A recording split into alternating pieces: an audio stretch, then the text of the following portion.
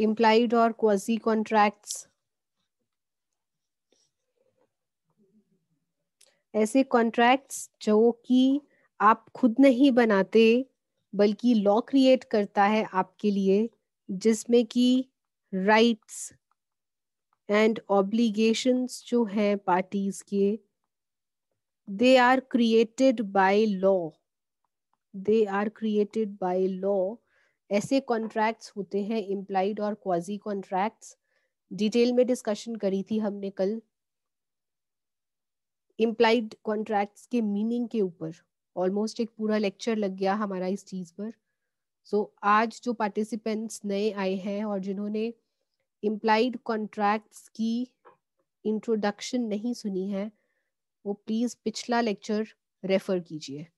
ठीक है जी। सो इसमें हम कर रहे थे types of implied contracts, types of implied contracts, और इसमें हमें करने हैं कौन से सेक्शंस कंप्लीट? सेक्शंस 68 से लेकर सेक्शन 72 तक, जिसमें से हमारा section 68 is done. Supply of necessities, section 68, supply of necessities to the incompetent parties, to the incompetent persons या incompetent parties। और इसमें हमने क्या डिस्कस किया था कि यदि आप सप्लाई करते हैं ज़रूरत का सामान टू अ माइनर या फिर a person disqualified from entering into a contract, या फिर to a person with unsound mind, आप उन्हें या फिर उनके डिपेंडेंट्स को ज़रूरत का कोई सामान प्रोवाइड करते हैं, तो लॉ कहता है कि आप उनकी संपत्ति में से रीइंबर्समेंट प्रतिपूर्ति ले सकते हैं। लेकिन अगर उनकी पर्सनल प्रॉपर्टी नहीं है तो उस केस में आप कुछ नहीं कर सकते।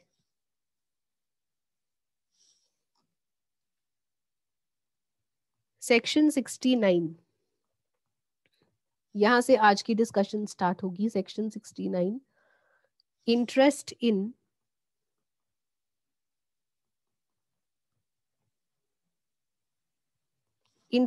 इन payment due by another, interest in payment due by another. इसका मतलब क्या हुआ? दूसरे के भुगतान में रुचि, दूसरे के भुगतान में रुचि, पेमेंट करनी है किसी और ने लेकिन उसकी पेमेंट को आप कर रहे हैं। भाई आपका क्या इंटरेस्ट है दूसरे की पेमेंट करने में? आपका क्या इंटरेस्ट हो सकता है दूसरे की पेमेंट करने के पीछे? अभी समझ में आएगा। पहले एग्जाम्पल लेते हैं, उसके बाद इसका टेक्स्ट करेंगे। एग्जाम्पल देखिए, ये है एन। आप ही की क्लास में से स्टूडेंट्स उठाते हैं तो आपको ज्यादा समझ में आएगा।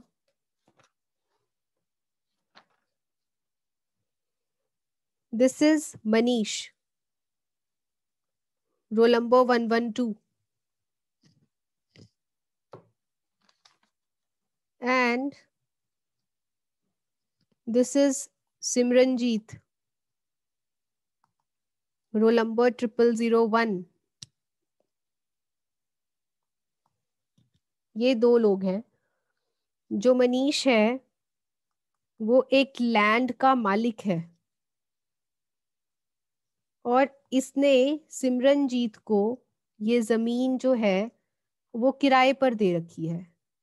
सो यहाँ पर जो सिमरनजीत है वो क्या है? किराएदार।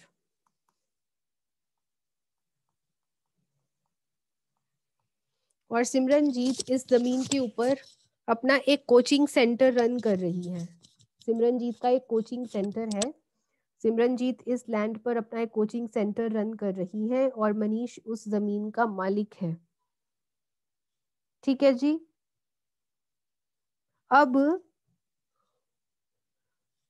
क्योंकि लैंड का मालिक मनीष है, तो जो मनीष है, जो मकान, जो लैंड का मालिक होता है, उसको पे करना पड़ता है लैंड रेवेन्यू। क्या पे करना होता है? मनीष को पे करना होगा land revenue. What is land revenue? जमीन कर, टैक्स पे करना होगा, जमीन का टैक्स पे करना होगा मनीष को। लेकिन बहुत टाइम बीत गया और मनीष ने ये जमीन कर पे नहीं किया, लैंड रेवेन्यू पे नहीं किया, जिस वजह से सरकार इस लैंड की नीलामी करने वाली है। सरकार कह रही है कि आपने जो टैक्स बनता था वो पे नहीं किया, सो अब हम आपके लैंड की करने लगे हैं नीलामी। लैंड की अगर नीलामी हो जाएगी तो नुकसान किसे होगा? मनीष को तो होगा ही होगा, साथ में सिमरनजीत को भी होगा। क्यों होगा? क्योंकि इसका कोचिंग सेंटर का जो बिजनेस है वो पूरा का पूरा खराब हो जाएगा। सो यहाँ पर क्या हुआ कि सिमरनजीत ने पे कर दिया लैंड टैक्स। जमीन कर किसने पे कर दिया? सिमरनजीत ने पे कर दिया। ये किसके बिहाफ पर किया? On behalf of Manish. Manish के बिहाफ पे सिमरनजीत ने सरकार को टैक्स पे कर दिया ताकि लैंड को नीलामी से बचाया जा सके, ताकि जमीन को नीलामी से बचाया जा सके। ठीक है जी। सो यहाँ पर देखिए, ये भुगतान किसका था? ये मनीष का भुगतान था। दूसरे के भुगतान में रुचि, मनीष के भुगतान में रुचि किसकी है? सिमरनजीत की। और क्यों है? क्योंकि अगर ये टैक्स पे नहीं हुआ तो इसका चला चलाया बिजनेस खत्म हो जाएगा। अब यहाँ पर जो आपका सेक्शन 69 है वो क्या कहता है कि यदि एक व्यक्ति दूसरे व्यक्ति के बिहाफ पर उसकी पे करी गई, उसकी पे करने वाली पेमेंट वो खुद कर दे, तो जिसने पेमेंट करी है उसको प्रतिपूर्ति मिलनी चाहिए। ठीक है जी। क्या कहता है सेक्शन 69? सेक्शन 69 सेज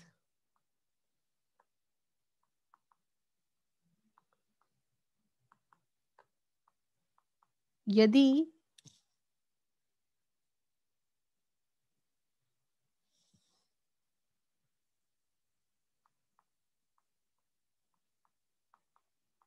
एक व्यक्ति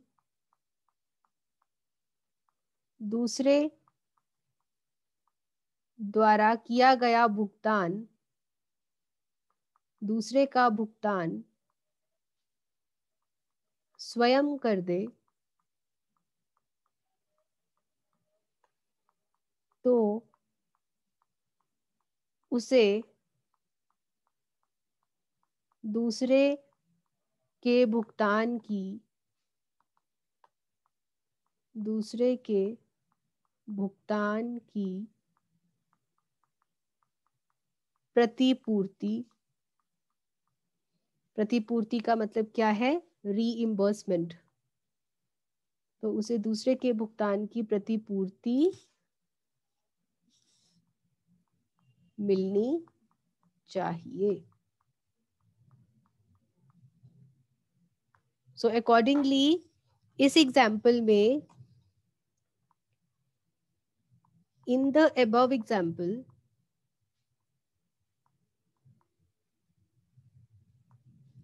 सिमरनजीत को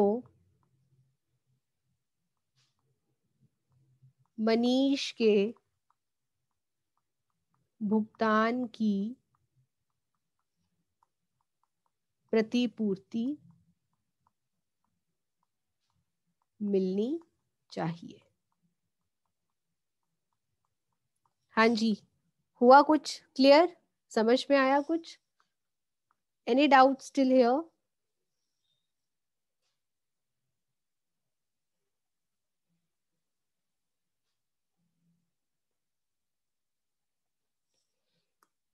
ठीक है जी, ये बात भी समझ में आ गई। तो फिर नेक्स्ट सेक्शन की तरफ बढ़ते हैं। Your next section is section 70।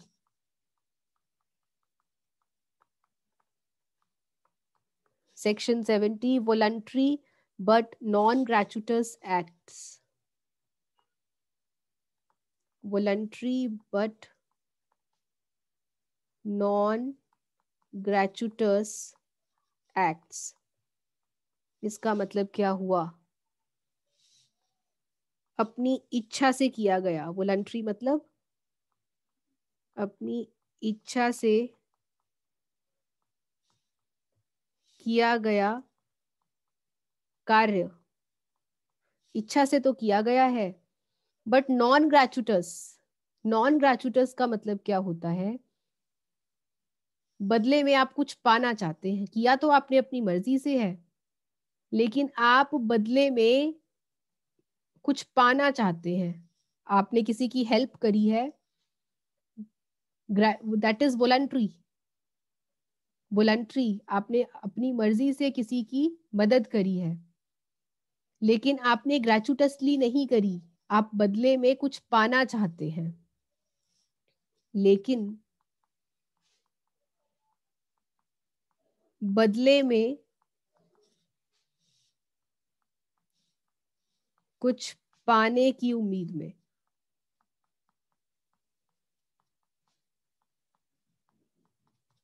ठीक है जी, पहले हम देखते हैं एग्जाम्पल। एग्जाम्पल देखिए।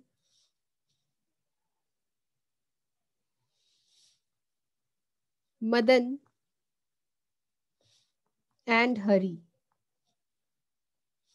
मदन ने हरी की प्रॉपर्टी को सेव किया, बचाया। आग लग रही थी, हरी की प्रॉपर्टी में आग लग रही थी, और मदन ने हरी की प्रॉपर्टी को आग लगने से बचाया। मदन ने ऐसा अपनी इच्छा से किया। वॉलंटरी एक्ट है ये तो वॉलंटरी है, अपनी इच्छा से किया। लेकिन अब ये देखिए, क्या वो बदले में कुछ चाहता है या नहीं? मदन ने वॉलंटैरिली वॉलंटैरिली अपनी इच्छा से हरी की प्रॉपर्टी को बचाया। लेकिन अब आप ये देखिए, क्या उसने ऐसा ग्रेचुटसली किया या फिर नॉन ग्रेचुटसली? ग्रेचुटसली मतलब बिना किसी उम्मीद के।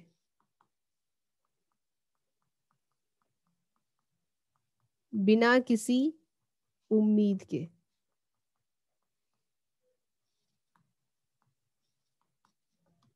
बदले में कुछ नहीं चाहता था वो, या फिर किसी उम्मीद से कि बदले में वो कुछ चाहता था। यदि बिना किसी उम्मीद के किया, वहां पर सेक्शन 70 अप्लाई नहीं होगा। सेक्शन 70 अप्लाई नहीं होगा। लेकिन यदि वो किसी उम्मीद से उसने हरी की प्रॉपर्टी सेव करी है, तो सेक्शन 70 अप्लाई हो जाएगा। और सेक्शन 70 क्या कहता है कि यदि कोई व्यक्ति किसी की मदद करता है अपनी इच्छा से, और बदले में कुछ पाने की उम्मीद से वो मदद करता है, तो उसको उसकी कॉम्पनसेशन देना जरूरी है। सो जो मदन है उसको उसकी कॉम्पनसेशन मिलनी चाहिए। क्या कहता है सेक्शन 70?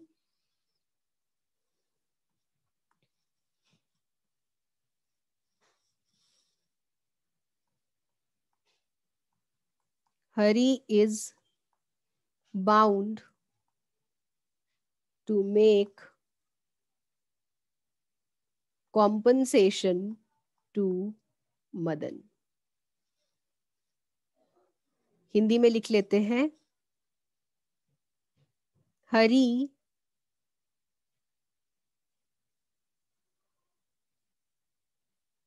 मदन को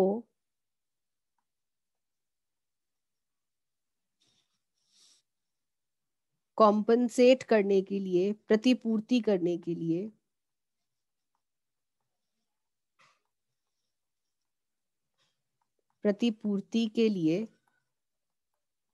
बाध्य है। ठीक है जी। अब मान लीजिए कि प्रॉपर्टी सेव करने में मदन के 50,000 रुपए लग गए, तो जो हरि है उसको, वो बाउंड है, क्वाजी कॉन्ट्रैक्ट हो गया है इन दोनों के बीच में, मदन और हरि के बीच में क्वाजी कॉन्ट्रैक्ट हो गया है, और लॉ के अकॉर्डिंगली जो मदन है उसको 50,000 रुपए भुगतान मिलना चाहिए। हाँ जी, यहां तक किसी को कोई डाउट है? वॉलंटरी बट नॉन ग्रेचुटस एक्ट्स, अपनी इच्छा से किया गया कार्य लेकिन आप बदले में कुछ पाने की उम्मीद रखते हैं। यदि आप कुछ पाने की उम्मीद नहीं रखते तो आपको कोई कॉम्पनसेशन नहीं मिलेगी। यहां पर कोई भुगतान नहीं मिलेगा। लेकिन यदि प्रॉपर्टी सेव करते हुए आपके दिमाग में था कि चलो सेव कर लेता हूं, बाद में पैसे इससे ले लूंगा, तो ऐसे में आपको भुगतान की राशि मिलेगी। यहां पर एक क्वाजी कॉन्ट्रैक्ट आप दोनों के बीच में क्रिएट हो गया है। This is your section number 70। Section 71। Section 71 is responsibility of finder of goods.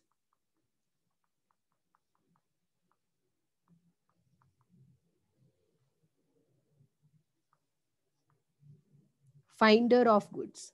Finder of goods कौन है? खोज करने वाला।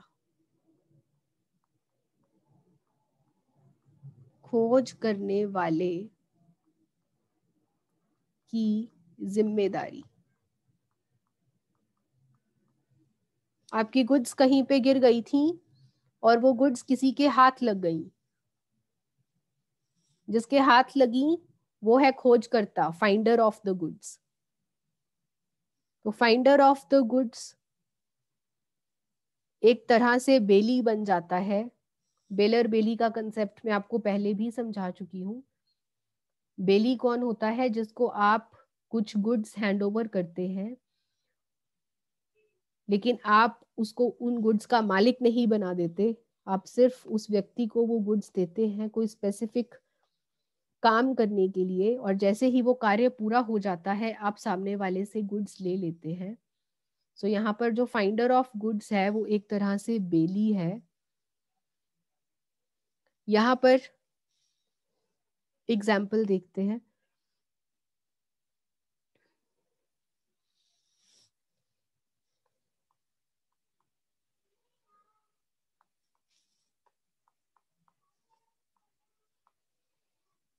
ए एंड बी दो लोग हैं।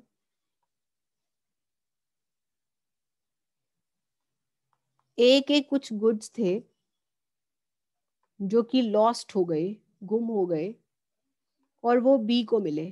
बी कौन है? Finder of goods. बी है यहाँ पर फाइंडर ऑफ गुड्स। अब बी की रिस्पॉन्सिबिलिटी क्या बनती है? बी की रिस्पॉन्सिबिलिटी बनती है कि ये जो गुमे हुए गुड्स हैं जो उसके हाथ में लगे हैं, वो उन्हें सबसे पहले तो अपनी कस्टडी में ले ले। Responsibility of B. बी की रिस्पॉन्सिबिलिटी क्या है? गुड्स को अपनी कस्टडी में लेना।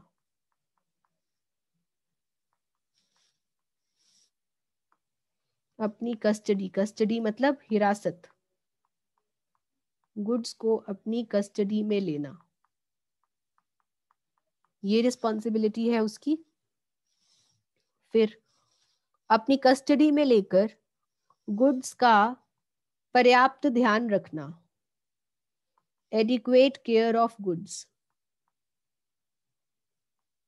गुड्स का पर्याप्त ध्यान रखना, वैसा ही ध्यान रखना जो कि एक मालिक उन गुड्स का रखता। यदि वो स्वयं उन गुड्स का मालिक होता, जैसे वो मालिक उन गुड्स का ध्यान रखता, वैसा ही ध्यान इस खोजकर्ता को भी रखना है। और उसकी क्या रिस्पॉन्सिबिलिटी है? Try to trace the owner of goods, goods के मालिक को ढूंढना।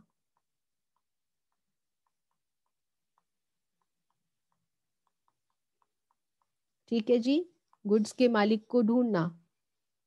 और जैसे ही मालिक मिल जाए, मालिक के मिल जाने पर गुड्स की वापसी करना, गुड्स की वापसी करना। अब देखिए यहां पर भी फिर दो चीजें हैं। कभी कभी क्या होता है, एक्सपेंसेस की बात अगर हम करें, गुड्स की देख रेख में खर्चा,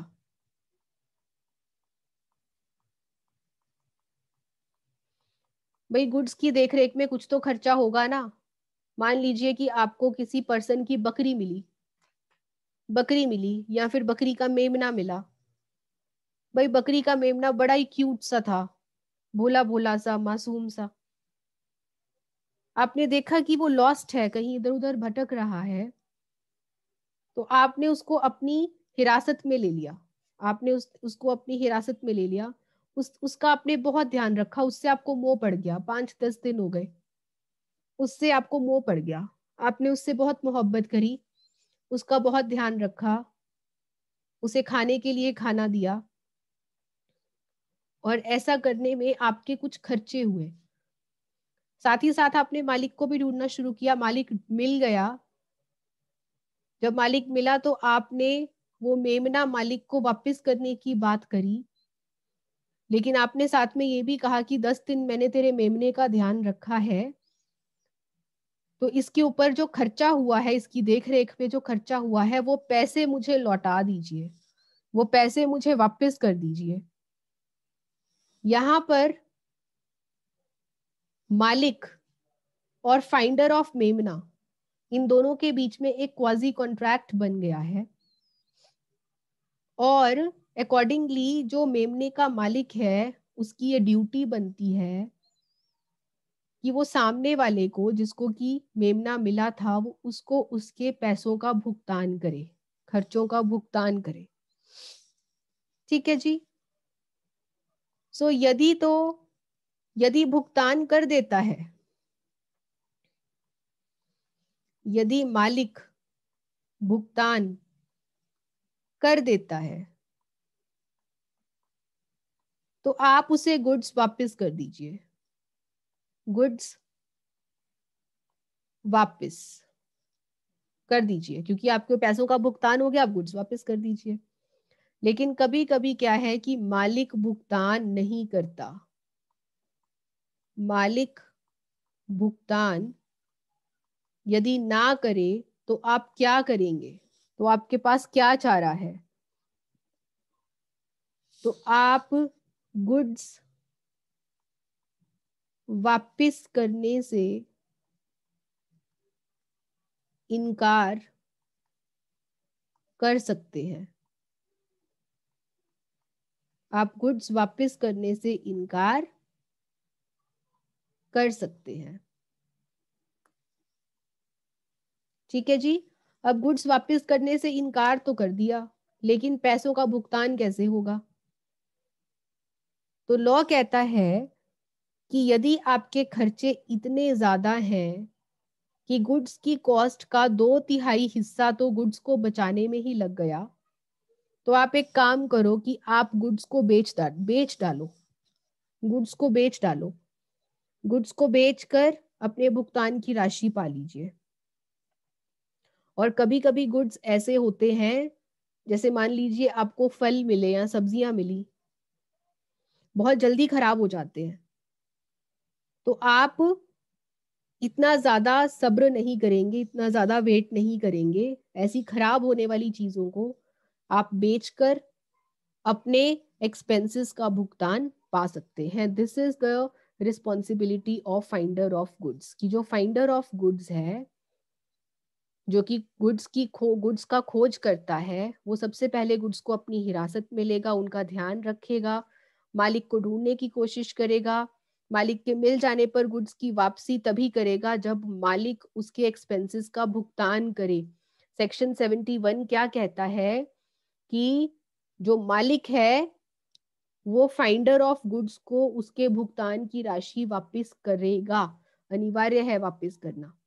यहाँ पर ड्यूटी किसने लगाई है? लॉ ने लगाई है ड्यूटी, कि जो फाइंडर ऑफ गुड्स है उसे उसकी भुगतान की जो राशि है, खर्चे की जो राशि है, वो मिलनी चाहिए। सो हेयर यहाँ पर ए और बी में आपस में कॉन्ट्रैक्ट नहीं हुआ, बल्कि यहाँ पर कॉन्ट्रैक्ट किसने क्रिएट किया है? लॉ ने क्रिएट किया है। इसके साथ ही जल्दी से लास्ट सेक्शन कर लेते हैं, section number 72, payment of money.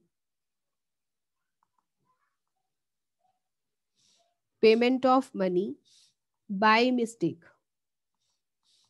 Payment of money by mistake और अंडर कोअर्शन।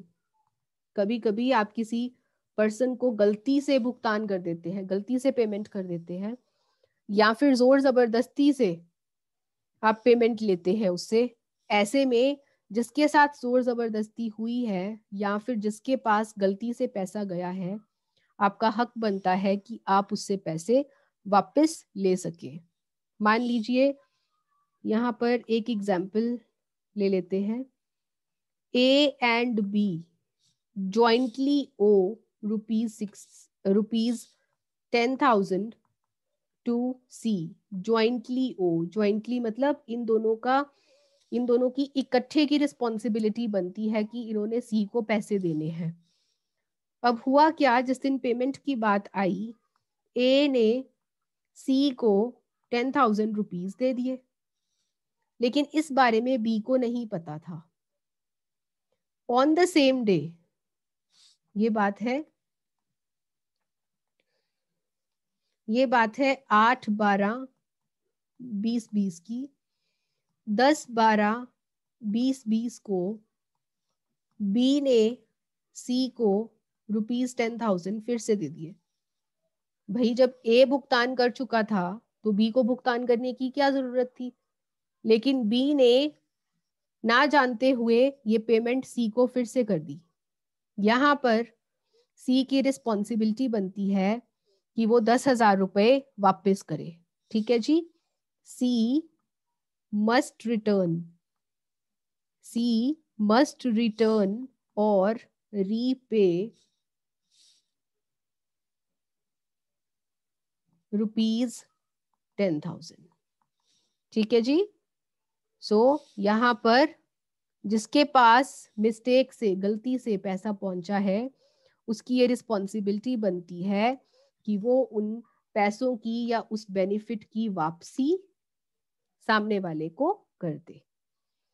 यहाँ पर कॉन्ट्रैक्ट किसमें है? आपस में नहीं है। यहाँ पर लॉ ने, कानून ने कॉन्ट्रैक्ट बनाया है। दोनों के बीच में रिस्पॉन्सिबिलिटी किसने फिक्स करी है? कानून ने फिक्स करी है। So this is all about implied contracts. कल आपका टेस्ट होगा। सबसे पहले हम क्वाजी कॉन्ट्रैक्ट का एक चार्ट ड्रॉ कर लेंगे, कंप्लीट चार्ट। उसके बाद मैं आपका टेस्ट लूंगी chapter 4, offer and acceptance. That's all for today.